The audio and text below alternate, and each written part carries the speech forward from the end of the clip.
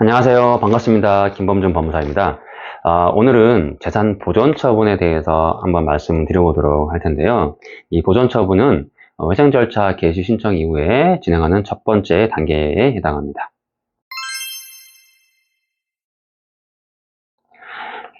이 보존 처분을 하는 목적은 채무자 회사의 재산을 산일되는 것을 방지해서, 즉 흩어지는 것을 방지해서 최종적으로는 채무자가 회생을 원만하게 수행할 수 있도록 하기 위한 것입니다. 자, 이 보존 처분이라는 것은 신청일로부터 7일 이내에 하도록 규정이 되어 있는데요. 실무적으로는 신청일로부터 2, 3일 정도 이내에 진행하는 것이 일반적입니다.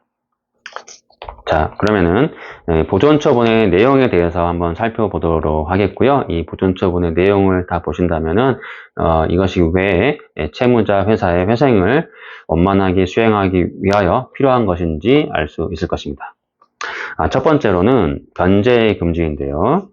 법원의 결정을 한번 보도록 하겠습니다. 자, 채무자는 회생 절차, 간이회생 절차, 개시 신청에 대한 결정이 있을 때까지 다음에 각 행위를 하여서는 아니 된다라고 하는데요. 첫 번째가 보존 처분 시점 이전의 원인으로 생긴 일체의 금전 채무에 관하여 그 변제 또는 담보 제공 행위를 금지한다라고 했습니다. 변제 금지인데요. 보시다시피 일체의 채무입니다. 여기서는 회생 채권, 회생 담보권, 조세 채권, 공익 채권 포함해 가지고 모든 채무를 이제 변제하여서는 아니 된다라는 것입니다. 그래서 이제 회사의 자산이 이제 금전이 나가는 것을 원천적으로 차단을 하는 것입니다.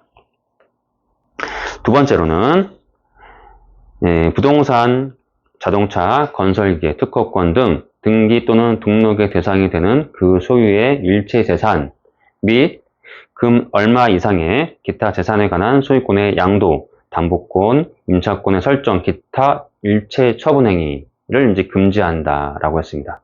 자, 등기 등록이 대상이 된 물건은 금액 여하에 상관없이 처분을 금지하는 것이고요.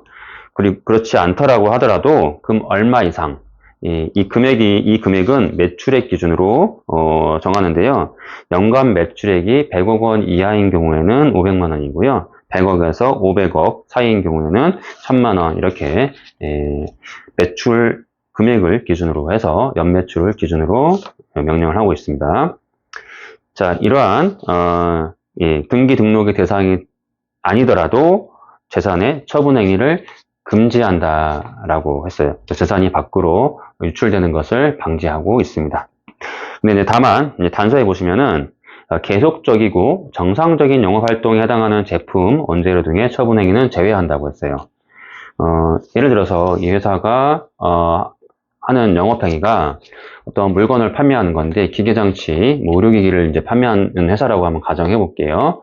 의료기기 같은 경우에는 그 가액이 이제 보통 몇 천만 원, 수천만 원에서 수억 원에 이르기까지 하거든요. 근데 이제 이거를 이제 처분하거나 이제 판매하는 거죠. 고객한테 판매하는 이 행위를, 이 조항상으로 봤을 때는 금지한다라고 되어 있는데, 그렇다면은 법원에 이제 매번 법원의 허가를 받아야 된다는 것이거든요. 근데 영업행위 할 때마다 이 행위 하나하나를 전부 다 법원의 허가를 받아야 된다고 한다면은 이 영업행위 하는데 굉장히 큰 지장이 될 것이고요. 따라서 이러한 정상적인 영업행위에 해당하는 것은 허가 대상이 아니다. 즉 할 수 있다라고 보시면은 금지 대상이 아니다라고 보시면 되겠습니다.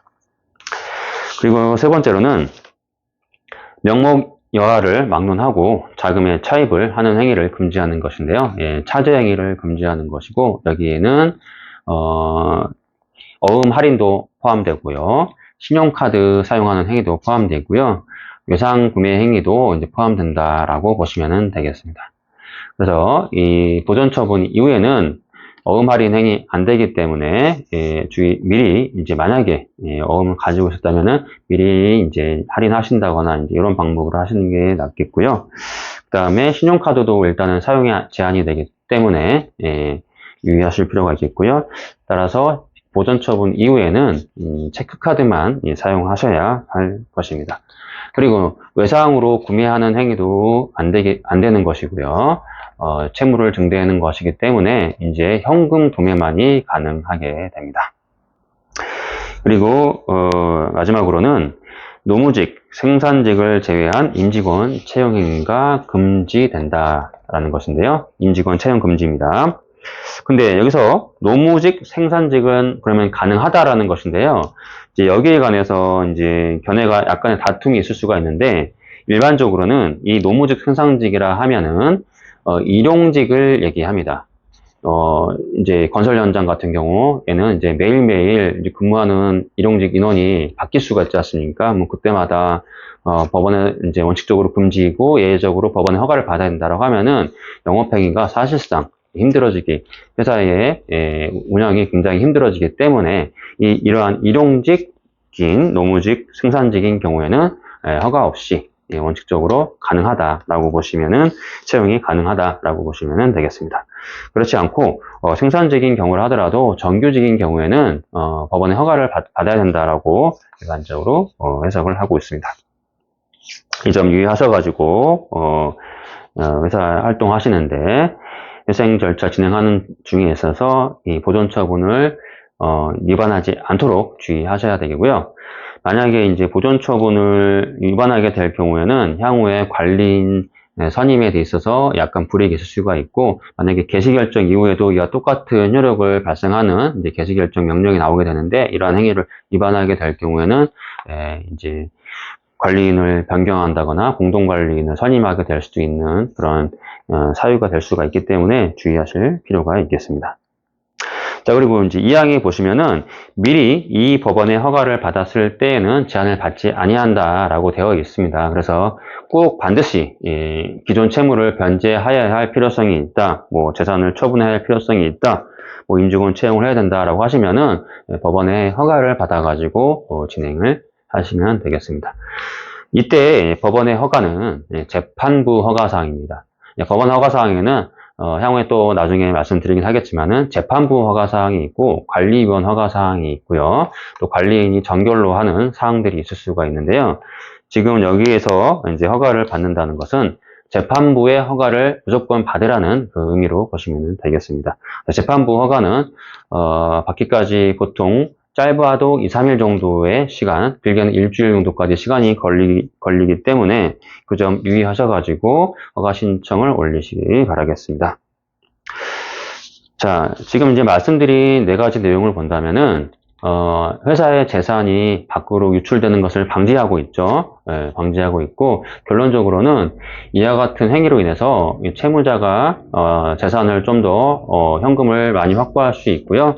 그로 인해서 향후 회생 절차를 진행하는 데 있어서 회사에게 굉장히 유리한 조건이 조성이 됩니다. 자, 이렇게 이제 보존 처분을 정리할 수 있겠고요. 다음번에는 좀 더 유익한 내용으로 찾아뵙도록 하겠습니다. 끝까지 시청해주셔서 감사합니다.